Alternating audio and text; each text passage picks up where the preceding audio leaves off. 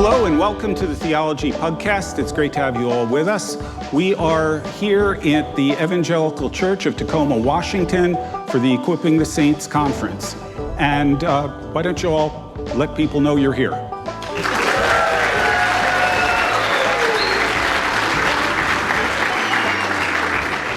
I'm Glenn Sunshine. I am sitting in for the other two hosts today.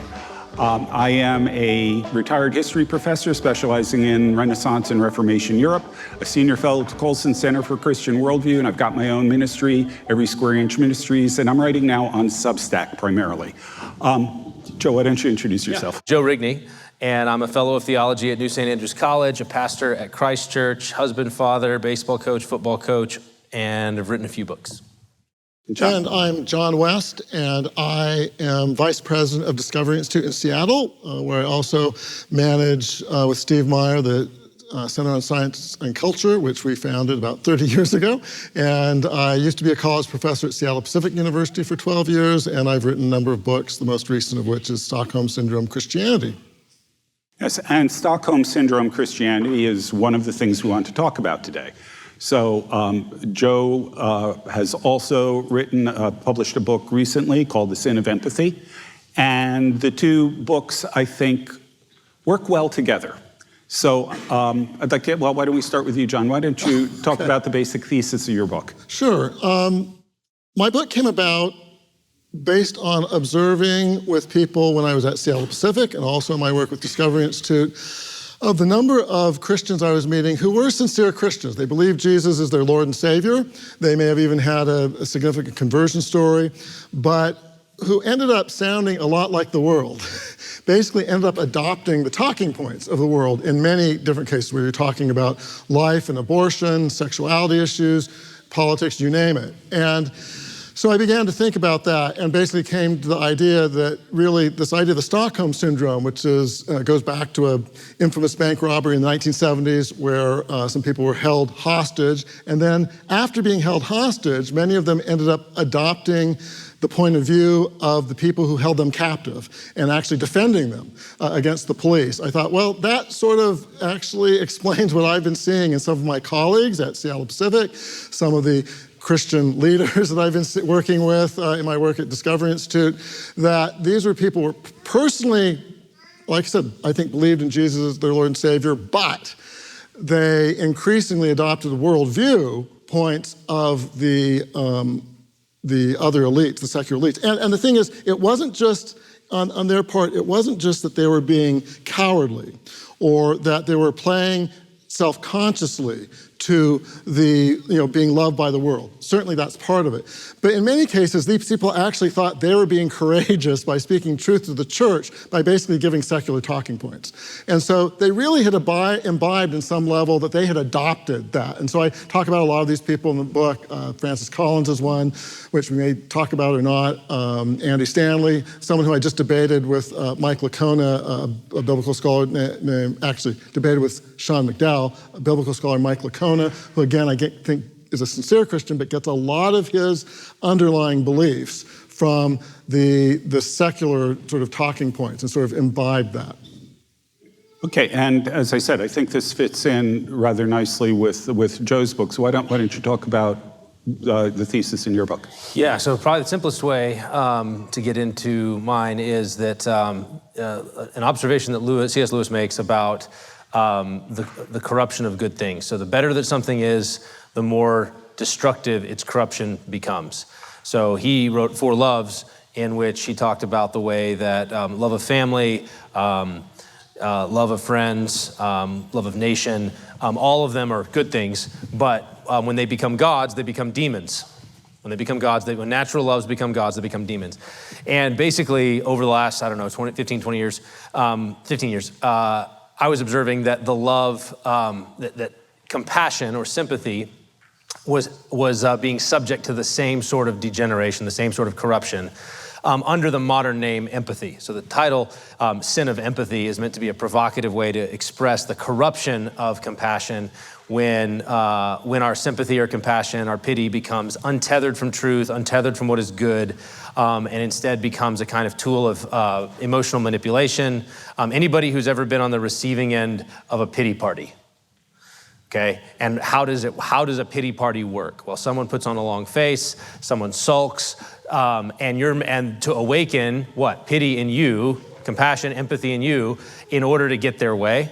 And so if you do that, if you indulge it, then that's the sin of empathy. You're allowing them to sort of steer your emotions by their sadness.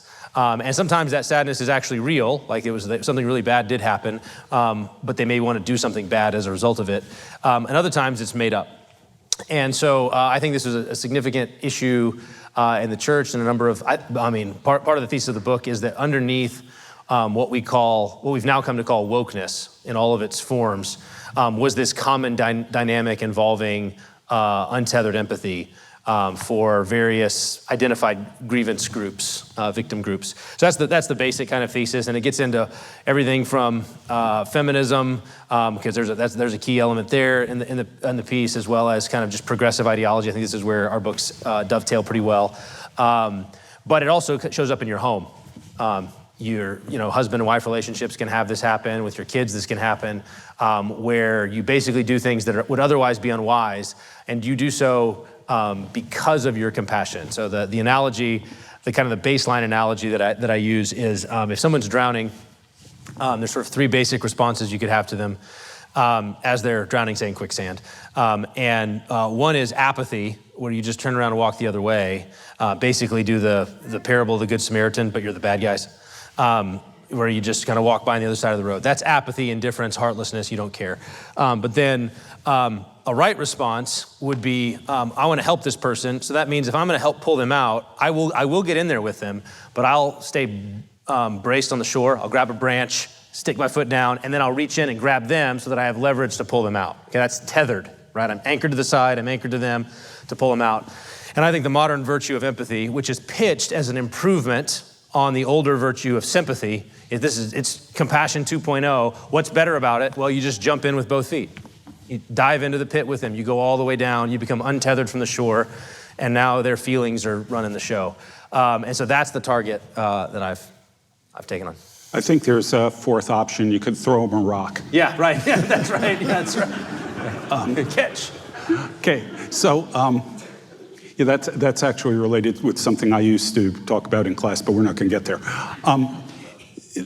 So would you talk a little bit more about, clarifying in really concrete terms the difference between sympathy, which you view as a positive, and this particular type of empathy? How exactly would you distinguish this? So the terms themselves actually are a decent way into it. But I always preface this by saying, if you use the word empathy to mean what I mean by compassion, I'm not going to fight with you. Even though I've had plenty of people who have insisted that they will fight with me over this. I don't want to wrangle about words, I want to get to the substance. But the basic idea, sympathy or compassion, basically means to suffer with or to feel with. So that withness, like I'm you, I'm me, and you're you, and I'm with you in your pain. I'm suffering alongside of you. But empathy is to suffer in, and kind of implies like, what's the better? It's like a more total immersion in your feelings. And so there's a famous like viral video by Brene Brown that I kind of leap off of. I think it's a good illustration, where she's doing, her video could be called The Sin of Sympathy, because she basically says sympathy breeds disconnection between people. It's aloof, it's distant, it doesn't really care. If somebody's suffering, you just want a sandwich, but kind of hands off. But empathy is this sacred space that stays out of judgment, which I think is a really, so there's a way in which, one way to put it would be, empathy is a relativistic form of compassion. Right, so it's lost touch with, is this true? Is it true? Is it good? It's oriented often to the immediate feelings of someone as opposed to their long-term good.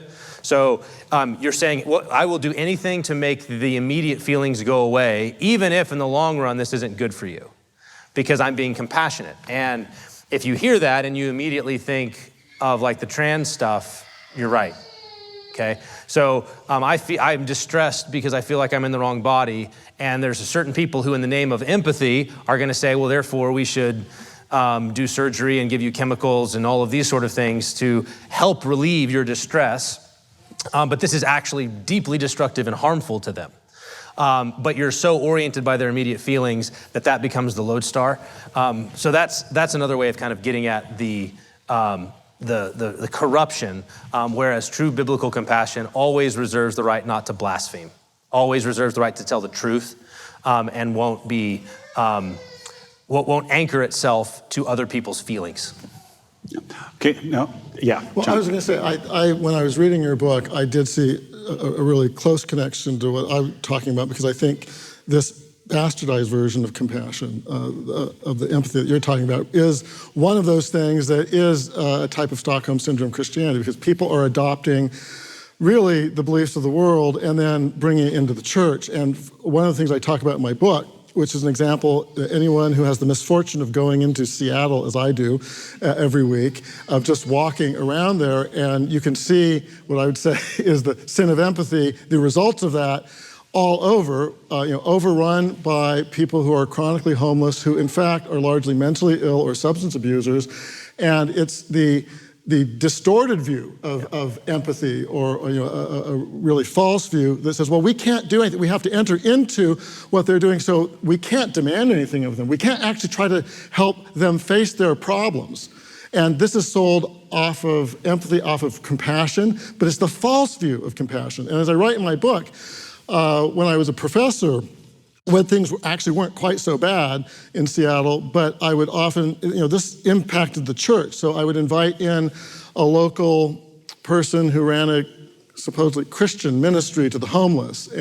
And when he came to church, he would be wearing a clerical collar to emphasize it.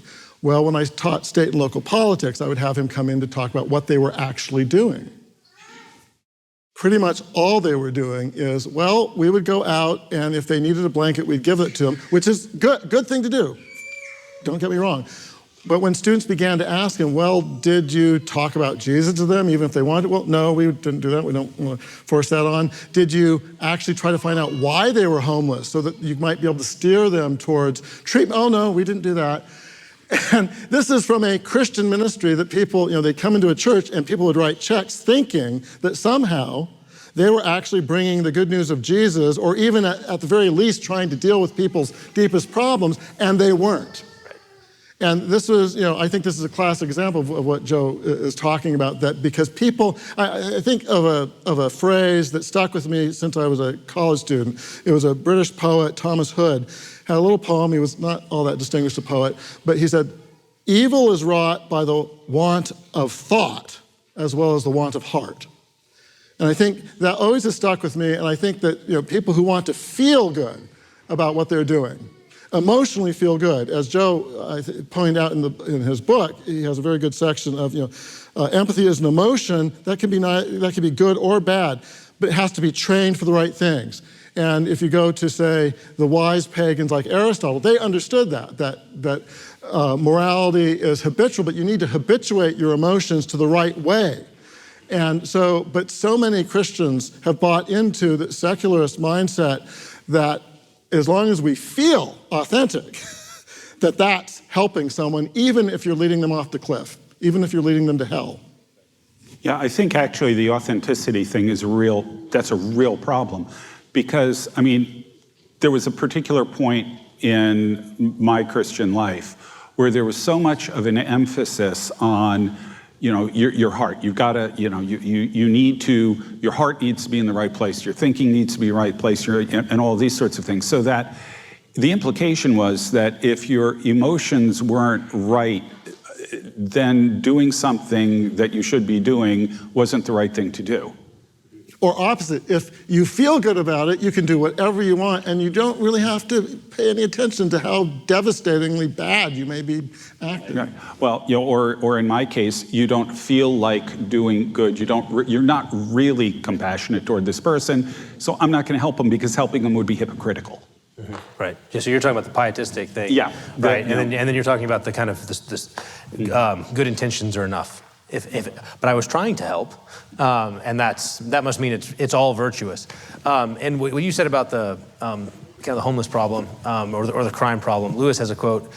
He's got a great essay called "The Humanitarian Theory of Punishment," which gets into a lot of this at the philosophical level of removing ideas of justice or desert, not the tasty treats, but like, do you deserve something, from concepts of punishment and replacing them with rehabilitation or exemplary, which he thinks are important but secondary.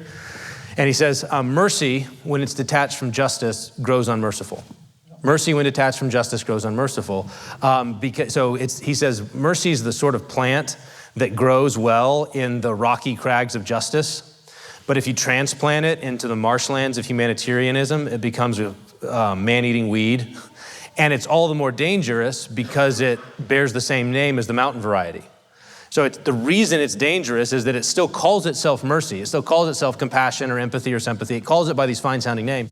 But it's been so transplanted into a different soil, not the soil of biblical justice, not the soil of God's character, but into sort of humanitarianism, relativism, that now it's this man-eating weed which devours and people can't recognize it. It's an amazing thing. If I had written a book called The Sin of Anger, everybody would have gone, well, yeah, anger can be a sin, just like, there's good anger, there's righteous anger and unrighteous anger. Most of us can recognize that fear could be good or bad, depending. Fearing what and whom, right? Fear of God, fear of man. Well, fear could be good or bad.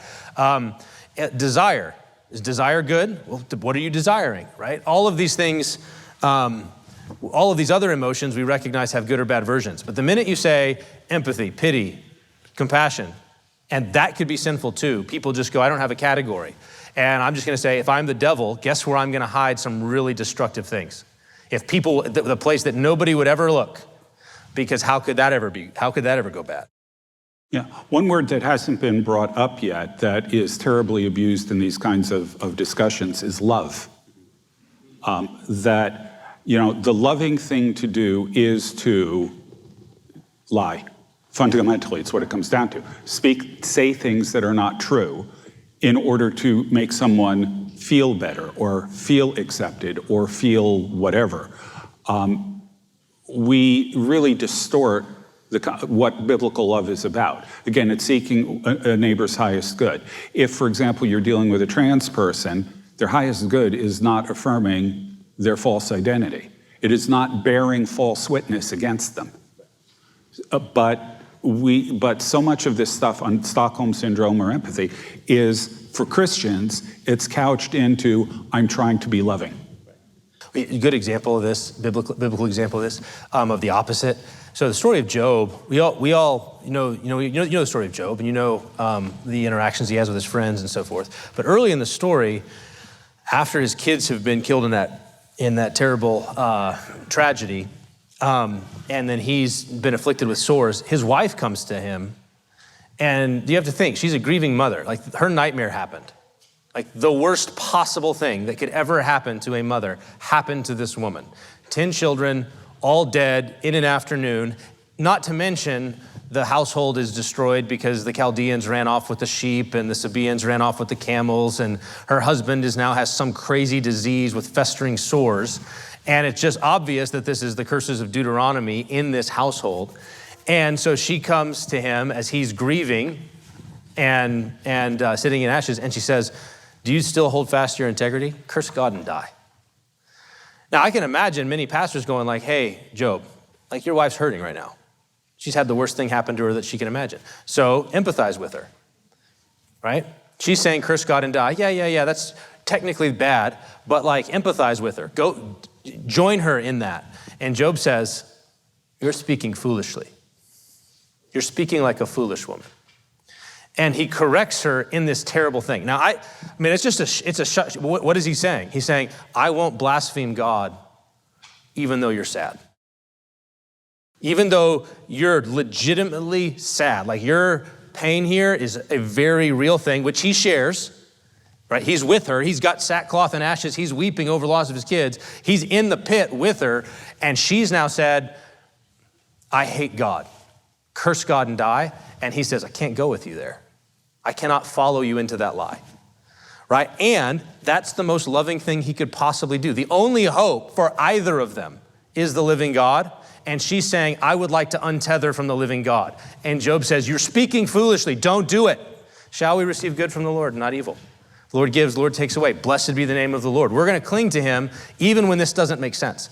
That's love. He was loving his wife in refusing to empathize. You know, another way love is abused in our society, I write about this in my book, a Christian couple from Tennessee, so part of the Bible Belt, came out a couple of years ago with a story of how they met. Well, basically, they committed adultery against their spouses, met at work, and then had children together, and then they finally got married after they abandoned their other spouses. And in some way, they were embarrassed because they were found out about the adultery. But at the end of the day, what the woman said is, but the lesson from this is, we have an unconventional relationship of how it developed, but it has turned out fine, and you need to do what your heart says. And this was not a secularist. This wasn't someone from loony Seattle. This was someone from Bible Belt America saying that. And I think for me, that one of the other driving points of why I wrote my book is, Houston, we have a problem. I think Christians do need to work for a Christian culture. But if the church has people who are part of the church who are making arguments like that, or the most devout evangelical Christian scientist known to the public is someone like Francis Collins, who funded millions of dollars to harvest late-term aborted babies up to 40 weeks for scientific research, and funded millions of more dollars for doctors who cut off breasts from young women and fill them with puberty blockers. If this is what the Christian community has to offer our secular culture, I don't see how, I was once part of a Bible study where something really stuck with me, but the Bible leader said, you can't lead others further than you go yourself, that you've gone yourself. And so if the Christian church has to sort of purify itself to be that light and salt, and because many of the people who are proclaimed to be evangelical Christians right now are not doing that. And so it's hard to be a positive influence for culture if we don't also make sure that sort of inside our churches and inside our church and parachurch groups that we're actually being biblical Christians. Michael Miller from the Acton Institute said at one point, the advice to be true to yourself is probably the worst advice you can give somebody, because, to quote him, what if you're a jerk?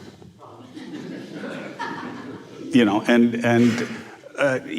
mean, that's a little bit tongue-in-cheek, but the point that, that our hearts, what we want, what we desire, all of those kinds of things, is the defining factor of who we are, and it's the defining factor of ethics and behavior and everything else, is total nonsense. Because the heart is deceitful and desperately wicked above all things. Who can understand it? So it seems to me that that's a fundamental problem. But then it extends to other people too. Their heart is also deceitful and desperately wicked above all things. And if we just affirm what they want, we are literally acting not only in an unloving manner, but as C.S. Lewis talks about in The Weight of Glory, every interaction we have with a person is leading them either to heaven or to hell. Right, you're pushing them one way or the other. Yeah. Yeah, good. So. Yeah. Okay, back to you, Joe, on the empathy thing. We've talked about a couple of examples of this. Where do you see it particularly strong in the church among Christians? Yeah, so I think when you look, so I mentioned that wokeness, I think, was the fuel it ran on was this kind of untethered empathy, but it's a little more complicated than that at some level, and I think this is also where our books dovetail. So when you look at Christian institutions, I imagine some of you have felt this, and you think, man, on paper, all the doctrine's there. How did they end up over there? All the statements of faith, everything looks buttoned up, but how did this group? Well, there's usually sort of three elements into what I call a successful steer. So we can be steered by our emotions, steered by our empathy. And so I'll actually give an example. This one happened a year ago, and it's a fun one. You'll you'll see the dynamics, and then you'll probably recognize it in your own context. So about, I think last February, when Russ Vought, you guys know who Russ Vought is? He's the cabinet secretary in the Trump administration, runs the Office of Management and Budget. Did it in the first, and he was nominated again in the second last February, and he's an alumni of Wheaton College. And so when he was nominated, some intern that ran the social media account for Wheaton College said, "Congratulations, Russ Vought, class of whatever, on this, we're praying for you." Just a very kind of generic, the sort of thing that anytime a prominent alumni is going to get into something good, your school is going to be like, "Hey, this is our guy, come to Wheaton, the places you'll go." Apply today, send a check, that's the sort of thing that colleges do, prominent alumni. Well, naturally, there was a reaction. That was a spark, and all of a sudden, the comment section and I'm sure letters and things like that were flooding in, saying that alumni were very concerned about this. This was very hurtful to certain groups. And what you begin to see is that there's actually these three different groups involved that this is revealing. And so the first one is the victim group. So the people, in this case, it would have been the people who were threatened by the Trump administration. Okay, so immigrants, sexual minorities, anything that anybody like that, people who were going to lose government benefits if Russ Vought ended things or whatever. And so there's the victim group, and they're the objects of empathy. They're the ones that you should feel bad for. But they're not sufficient. You actually then need activists, and they're the arbiters of justice. So you have objects of empathy, and then you have the activists who are going to leverage compassion for them in order to appeal and say, this is wrong. We're very concerned, we're very angry, we're upset that you would congratulate this evil person who was just nominated for this position. And so they're going to be agitating, and they're going to do it two places. They're going to do it publicly and online, so they're going to be filling up Facebook posts and things like that with their concern. And then frequently, in a lot of institutions, they've got back channels. There's people on the inside that are sympathetic with them, that have that same view. Many of them actually over the last 15 or 20 years were given prominent positions in institutions as sort of, how do we show we care? Look who we hired. We hired this person and we hired that person, and they care. And this shows that we're good Christians who care about the right things. And so all of a sudden, those buttons are getting pushed behind the scenes, and there's all this pressure, publicly and behind the scenes. And then that brings the third group. The pressure is on whom? And the answer is respectables. So you have victims, you have activists, and then you have the respectables. And what's a respectable? Respectable are Orthodox Christians. There's the kind of people, right, who, if you can sign the statement of faith, but they tend to be nice guys. Mm-hmm. They tend to value very much status and approval in the world's eyes, and they tend to be very conflict averse. They do not want to have fights. They want that to go away. And they're the ones who the activists are appealing to and saying, these people over here are hurting because you said congratulations, you need to fix this. And the respectable goes, well, I don't want people to think that we're bad Christians. And so what did Wheaton do? Wheaton said they issued an apology.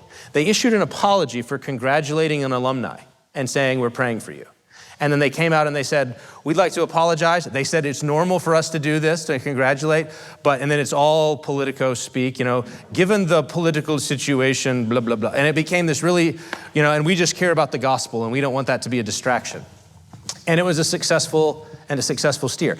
Lots of churches had that moment happen to them. Lots of Christian institutions had that happen to them, where you had those three groups kind of, and respectables really did, what they've done, this is to your point, they've adopted a worldly definition of compassion, right? So in fact, I would be willing to guess if I did this right now. If I said, okay, think of the spectrum of Christians from kind of liberal Christians to conservative Christians.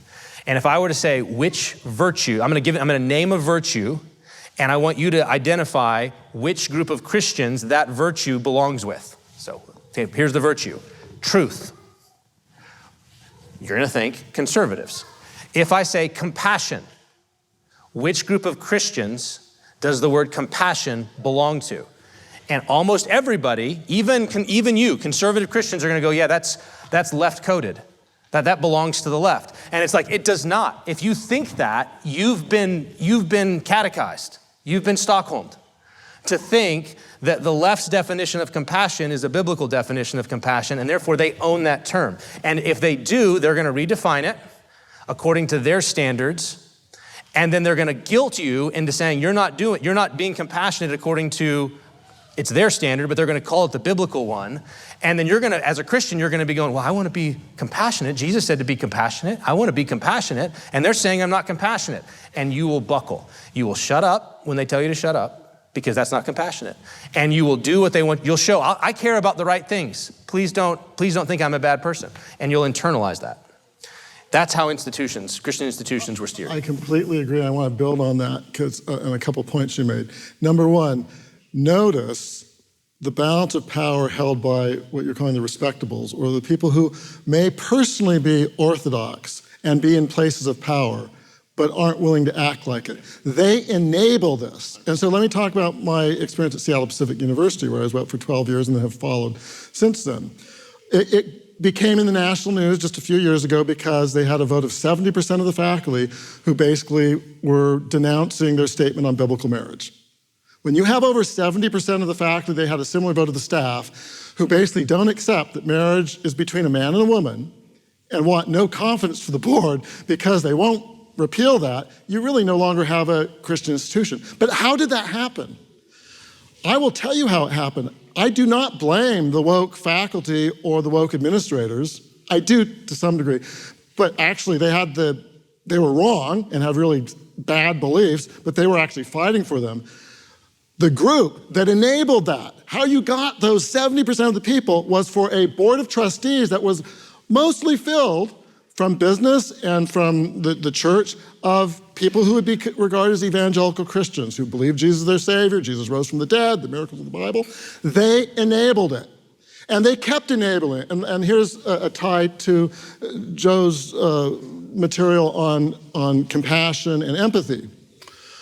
So they enabled a campus gay group to support LGBTQ students, which is interesting given that their formal statement, of sexuality saying that you shouldn't do that. So they did that, and they created a very affirming environment, thinking they were being compassionate and loving. But then what happened is that who were they not being compassionate or loving to? It was actually the biblically faithful students who still went there. When they now were in their classes and would deign to actually raise a defense of biblical sexuality, they would get tarred and feathered and attacked by the faculty and by other students, and that was also enabled by the faculty. So much so that they wrote a letter to the Board of Trustees, I talk about this in my book and document it, where they were saying, you're saying you're being loving, but in fact you've unleashed the forces on us of not even being able to uphold the standards. And so this is where this gets twisted, just how cruel this so-called mercy or untethered empathy is. Yeah, so there's a Lewis quote on this one too. So he says, pity, when not anchored to the moral law, not anchored to justice, leads through a very natural process through anger to cruelty. So pity leads through anger to cruelty. And what he meant was, he thought of things like pity for the oppressed classes. He's thinking of Marxism, right? He's thinking of communism. Pity for the oppressed classes leads through a very natural process to the brutalities of a reign of terror, right? Because, why are they oppressed? Who are their oppressors? We hate them. We can feel righteous indignation at their oppressors, and therefore we can commit great atrocities against their oppressors and feel good about it.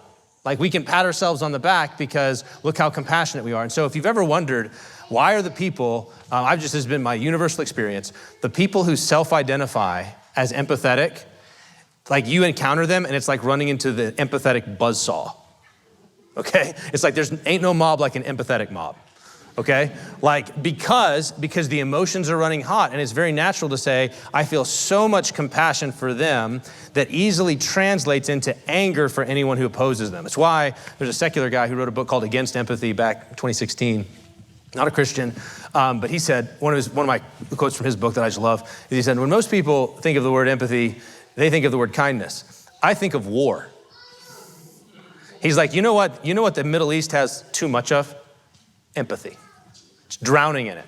Because, it doesn't matter your political views, but if whatever side you're on, empathy for Palestinians means you hate Israel. Empathy for Israelis means you can feel free to hate Palestinians. Like this is human nature. If you elevate emotions like that and then just turn them loose, and you don't tether them to what's true, what's good, what does God say, then it will lead to that cruelty. And then the other funny thing I wanted to say was, you have to realize for Christian colleges, a lot of Christian colleges, the job of a college administration in many places is to keep the donors from knowing what the faculty is teaching and the students believe, and vice versa. Like, that's the job of a Christian college president, is to make sure the donors don't know what our faculty are teaching and what our students believe, and to make sure that our students and faculty don't know where the money's coming from.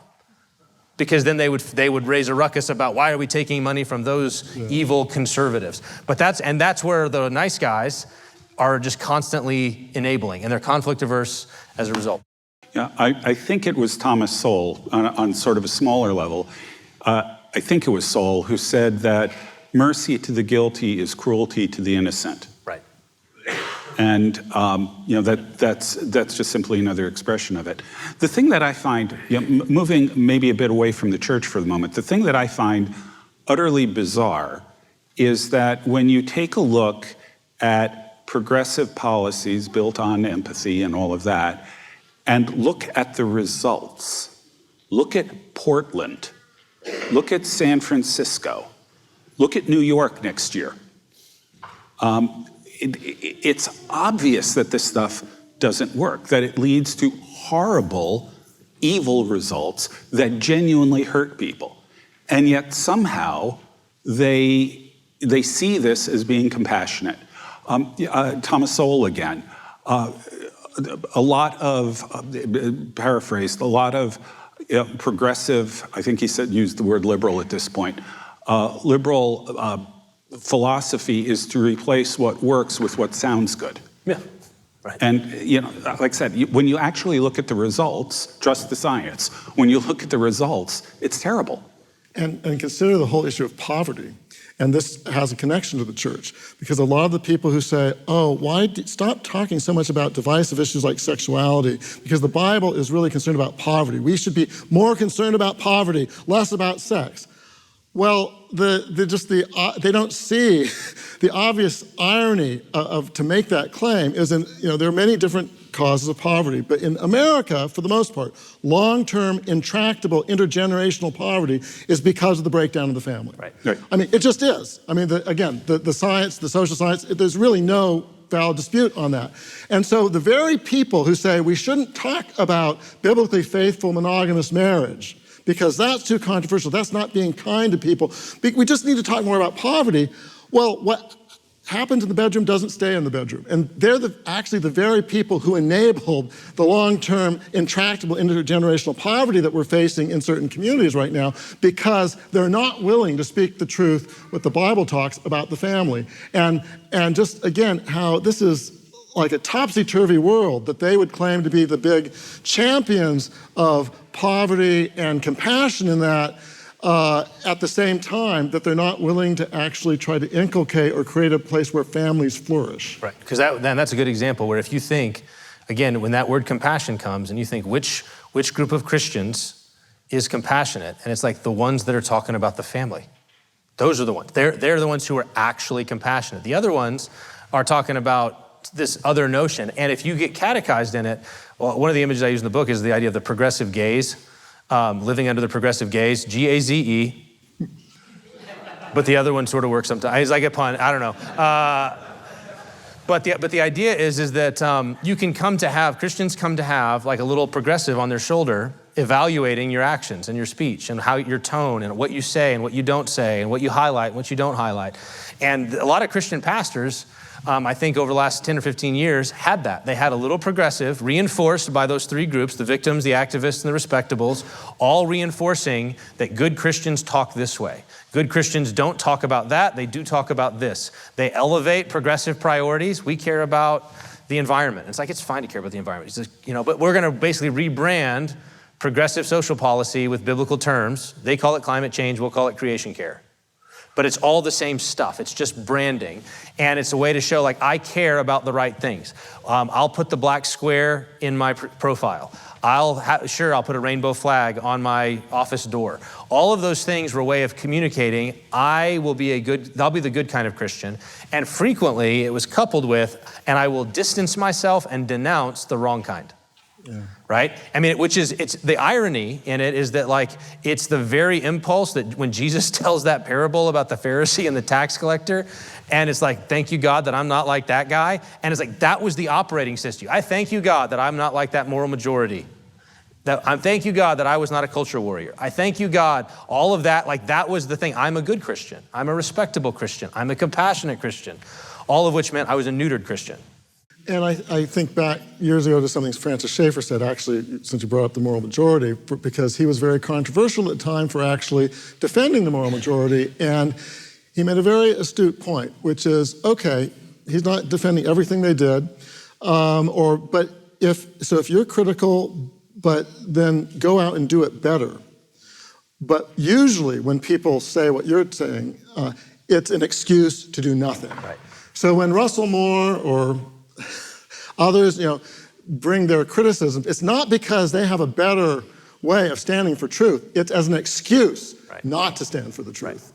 Right. And I think that needs to, we do need to be clear about purity in the church, and that includes some people who may be doing self-destructive things, including on the secular right that you've talked about.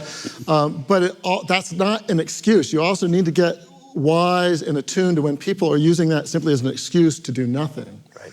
And I don't want to shift here because you can shift, but I want to say, I think we're in a moment where don't be despairing, because God is ultimately in charge, and the ways, and I spent a lot of my book getting this, the ways, the authority that you have as in your own family, in your own church, in your own community, to actually make a difference for some of these things is huge. Even just as simple as, you talk about Christian colleges. Most Christian colleges are tuition-driven and donation-driven. They don't have, Wheaton has a huge, a lot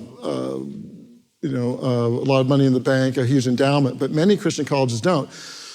So, if you stop going there, if you stop writing the check, say you graduated from a Christian university 20 years ago and it was a great Christian university, but now it's not, and you sort of know that, but they call you and they have a student call you saying, oh, I'm a student here, can you help? And you just write that check out of a feeling of empathy or sympathy. Realize you have authority there. You can say no and tell them why not. And either they will change, or if they don't, then someone else better will take their place. And so I talk about this principle in my book, do no harm. Even if you don't feel you can do great things, or you are doing great things if you're raising your family, if you're participating in church, but say you're distraught because you can't change the world. Well, God doesn't ask us individually to change the entire world. He does ask us to be faithful. And at the very least, be faithful with what God has given you, the talents God has given you. And so one of that is your resources. It's your time. It's where you do go to church. It's where, if you send your kids to a Christian college, it's, where you're sending them. You can by using your own resources well, you can have a tremendous influence on what's happening in our culture. Is this where I do the new St. Andrews plug? I don't know. Okay, sorry. Okay. Yeah. As someone who taught in a secular school, Central Connecticut State University, it's kind of fascinating hearing what's going on in the Christian schools, because where I was, there wasn't really a controversy. Everybody assumed that you were on the left, that you agreed with every political progressive cause, that whenever a new one came up, you jumped on it, and I've been on this forever. I knew of only 4 conservatives on campus, and I was one of them. Interestingly enough, 2 of the others were in the history department. One guy in engineering, and that's it. So even the ones that were, we had one guy who had been in the department, moved over to the philosophy department, African-American pastor, even he was hard left. So it was a different environment. But fortunately, we were in sort of a third-tier school. If it was a research one, I wouldn't have survived tenure. Right. But because the sort of progressive juggernaut hadn't gotten that low down on the academic food chain, I was able to survive and get on reasonably well, although I was seeing the writing on the wall with the trans stuff, because that was one thing I'm not supposed to lie.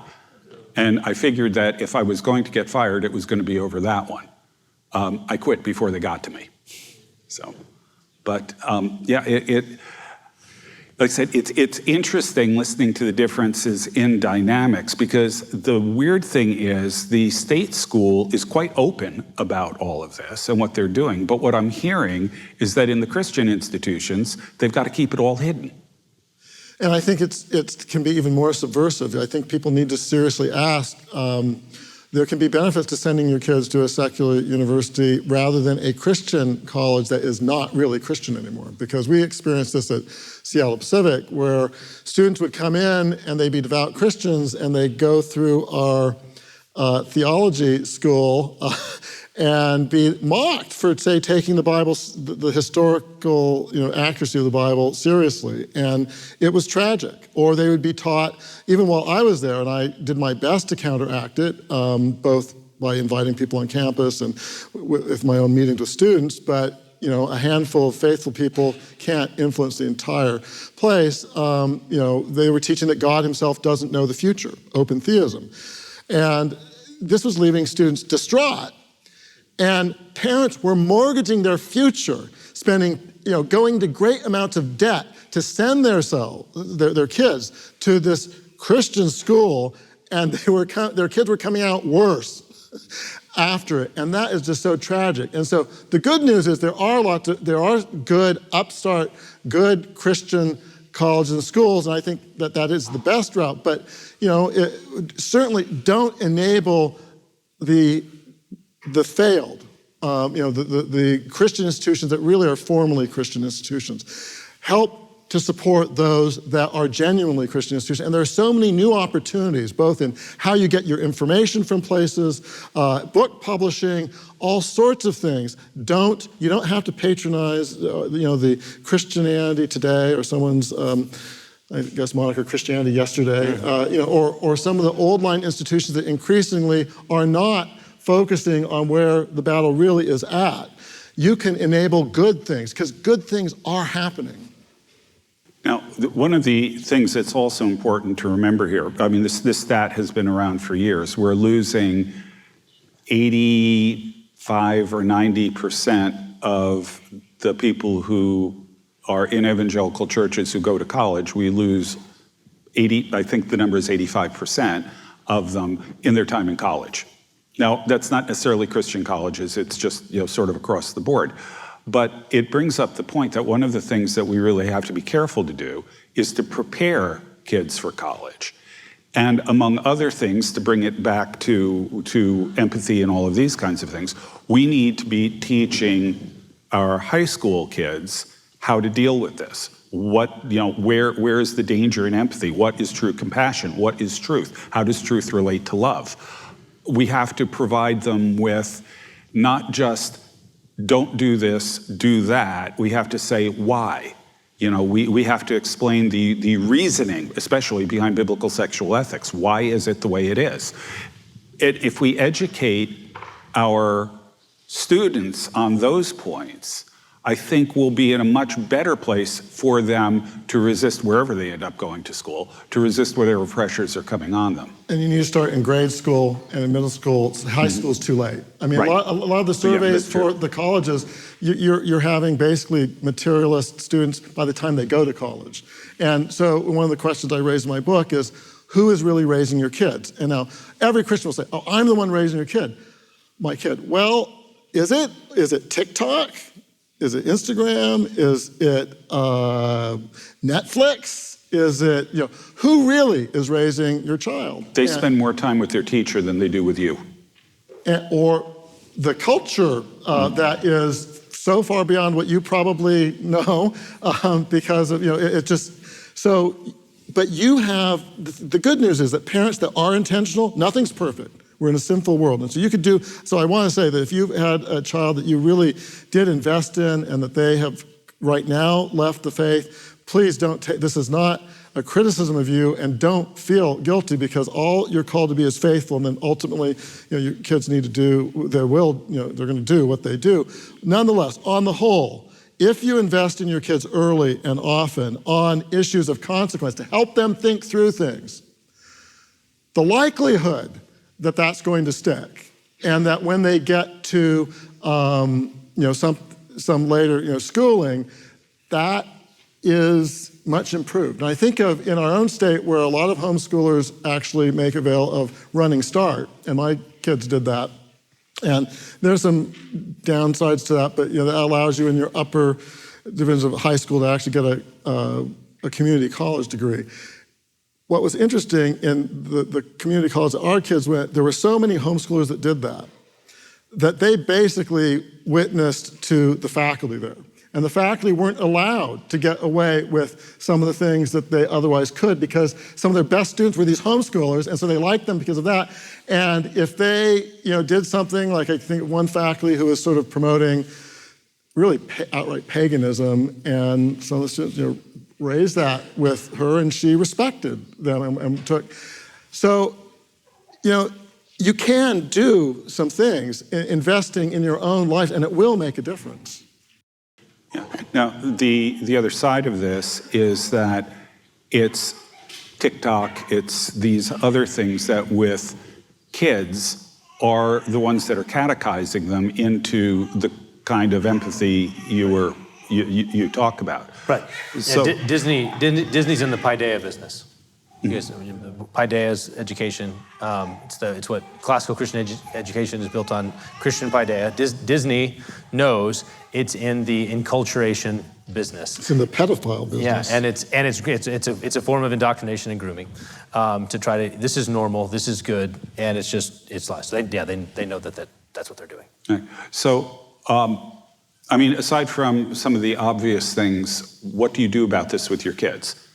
Yeah, don't let them watch it. Like, the funny thing is, when everybody, even modern Christians, kind of look back at the moral majority and are like, oh, they whatever. There's a little bit of an ick to it, even, and I think that's part of the catechism. It's like all the parents in the '90s who were like, we should boycott Disney because they're the worst. Like, weren't they right? Like, didn't they just nail it like decades before everybody else realized, like, no, actually, like long before they were doing, trans characters and gay characters, they were doing the follow your heart stuff. Like that was always the message of like, follow your heart, follow your heart. Your parents don't know, they don't get it, follow your heart. Like that's the story. And so, yeah, it's no surprise then that eventually just the heart got darker and darker and darker until it decided, that the boy heart decided it was a girl heart. And so, but it's the same, the follow your heart thing's constant. It's just God gave them over, God gave them over, God gave them over. So is this where I do the Canon Plus plug? I don't know, like that. So, but like there really are like building alternatives and getting your kid. Don't give your kids smartphones. Like keep them off of those until they're much older. They don't need. There's no reason. It's like you wouldn't. Sexual sin's as old as dirt. There were brothels in the 18th century, but not everybody had a brothel in their pocket. Yeah. And now there's brothels in their pocket because that's what this thing can do. It's like way worse. And so there's no reason that your teenager should get a Gab phone, get a dumb phone if you need to be in touch with them. So there's all sorts of things. Parents, and this is why Christian communities actually are really, really important because it's really hard to do it solo. You need to actually have a people who are trying to pull in the same direction, who can have eyes in multiple places, and you have to carve that out in order to form your children into what God wants them to be. I think there's a tendency starting in the 90s, if not before, of bad-mouthing Christians who are trying to shelter their kids. Well, we shouldn't shelter our kids. They need to be open to everything because, you can't shelter them. I'm sorry, you can shelter them. Yeah. And now, it's true that as they grow older, you want to bring up these issues with them so they can think through them. So I'm not saying that. But you are supposed to shelter them. I mean, just think about it. So say you have a raging ocean outside you and your kid can't swim. So you're just going to throw them in there and hope they learn how to swim. I mean, this is nonsense. Yet so many Christians, when I was, in the night, I heard, oh, it's evil. Don't think you can shelter your kids. This is narrow, fundamentalist. No, it's not. This is just, it's this rejection, even by Christians, of thousands of years of wisdom in how to raise your kids. And, your 5-year-old, your 10-year-old is not the same as a 20-year-old. Or, yes, they grow more mature because you're going to be modeling for them, and then don't shelter them. Here's where I would agree, because I have seen some people, I think this is an unfair moniker to most homeschoolers. We homeschooled. But, sometimes when I was teaching at Seattle Pacific, I would know some students who are homeschooled come in and they had been sheltered in inappropriate ways from certain controversies, so that when they first heard, say, Christians making arguments about the historicity of the Bible or something, they were not prepared for it. And so I think you don't want to shelter, especially by the time your kids get to middle school, from some of the controversies going on, but you want to shepherd them through what the truth is and help them be able to see through some of the other false claims so that they can internalize that for themselves. So you don't just want to say, avoid it as if it's not there. Now, if they're young enough, you do. You want to really shelter them. But yeah, understanding what's age appropriate and what they really need to be aware of is really critically important. Well, we're actually about time to wrap up here. So any final comments, Joe? I think the only other thing would be you're trying to form. So maybe I'll mention one more thing on the parenting. Shaping your student, you want to shape their minds and you want to shape their loves. And censorious scolding will not shape their loves. It will actually probably provoke them. And so instead, having sober-minded conversations with your kids about these sort of things, about the music. So we'll talk sometimes. The songs will come on, or they'll hear something out and about, and then they'll want to listen to it again. And it's like, all right, tell me what this song is doing. What does this song think good is? What did he just sing about? And to talk through it sober-mindedly, and then to make fun of it, right? So I think you just, like, at one level, if there was a failure of the kind of moral majority era stuff, it was always so self-serious. And when a good horse laugh would have been far more appropriate. So we mock things regularly in our house as like, do you see how stupid this is? Hey, that's gay. Like my wife and I call stuff like, that's gay. We're not doing that. And this is a good example of like, I know at first it was like, oh, I had there's a little progressive on my shoulder saying that's mean. And it's like, also it's true. So, boom. Right, but like we talk about that because it's like I want it to be a pejorative. I don't want it to be like the sanitization of the language in the name of compassion was a big part of how the play was run, and it was a very effective play. And so I want to be able to restore and say like, yeah, there's certain things I don't want you to act that way because it's gay. Don't act gay. Sorry, is that a good place to end? I don't know. I would say, playing not exactly off that, but I think that when you're dealing with your kids, also make sure that they should feel, you want your kids to know that they can raise anything. And that anything that has happened with them, anything, whether they are struggling with something, and don't shut them down. Because I also, something in my work with Discovery, we do hear from people who grew up and they're in an environment where they say, well, don't ask that question. Right. Or don't do that. And that is not a helpful thing, believe me. And don't be so overly defensive. And I understand you don't have to have answers for everything and you don't have to have an instantaneous answer. But don't shut down your kids' questioning. And then just sort of final thing, if you want more resources on this, I'm going to give a shameless plug both for Joe's book, which I just read this week, and I think it's fantastic, and my book, Stockholm Syndrome of Christianity. If you want more information about my book, I actually have a whole website, StockholmSyndromeChristianity.com, that has a free resources section that gives you like 10 questions to ask when you're considering a Christian college, or here are resources from media, Christian media, other things that could be helpful, and I'm sure Joe has, Canon Press and other things have great resources too. So just I'll add one final tip here. When my daughter went off to college, I told her that, Elizabeth was really well prepared. I mean, she was the kind of kid who in high school would go and pull books off my shelf, and I caught her reading someone's doctoral dissertation once. I mean, she was kind of off the charts. But I told her when she went to college, I said, you're likely to run into a professor at some point who's going to rattle your cage, who's going to raise a point that you don't know how to answer. And what you need to know is there are answers. And so if you run into one of these, let me know, ask me the question. I may or may not know the answer, but if I don't know the answer, I know someone who does. And this is true for everybody in this room. We've got great pastors here, people who are well-read. We should encourage our kids to ask the questions. We shouldn't be afraid of the questions, and we shouldn't be afraid of saying, I don't know, but I'll find out. And then you can tap into the resources that you have to find the answers. So with that, I think we will call it a show. So thank you very much, John and Joe. Thanks.